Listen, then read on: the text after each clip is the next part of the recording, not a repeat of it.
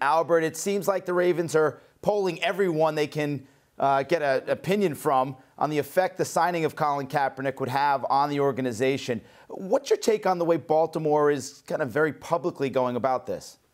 Well, I can tell you the interest is genuine. I mean, from the minute they got the diagnosis on Joe Flacco, Colin Kaepernick was a name that they were discussing. He was one of about a half dozen quarterbacks that they discussed internally when they met on what to do about the backup quarterback situation. And there's obvious connections there. I mean, look, Jim Harbaugh drafted Colin Kaepernick in 2011 and coached him for 4 years in San Francisco. And there's the obvious connection there with his brother John. And Greg Roman, of course, is a senior offensive assistant with the Ravens.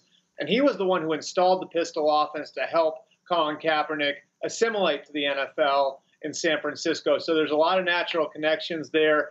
And I think one reason why this is a fit beyond just those connections, beyond the fact that they've got an offensive coach in the house who's made an offensive scheme work for Kaepernick, is the fact that this is a back injury and Joe Flacco is 32 years old and those things tend to linger. And so this is a situation where the idea that they might have to go to a backup quarterback or do something a little different to create some offense in that sort of spot is very, very real. And so the interest there is real. I don't think anything that they've done in the time since then really indicates that they're overly like this is an organization that's very open to the idea of bringing in somebody like Colin Kaepernick and taking on some of the things that would come along with him.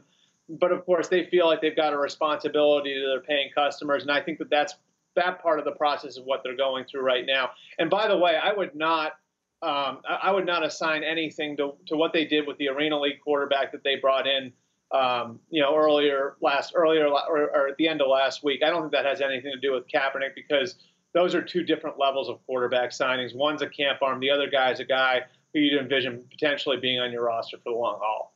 So the natural follow-up then, Albert, is does Kaepernick wind up with the Ravens? I honestly don't know. I mean, I like I said, he was one of about a half dozen quarterbacks that they discussed, and again, the quarterback they brought in at the end of the last week wasn't one of those quarterbacks. That was more of a guy they're bringing in to be a camp arm for them.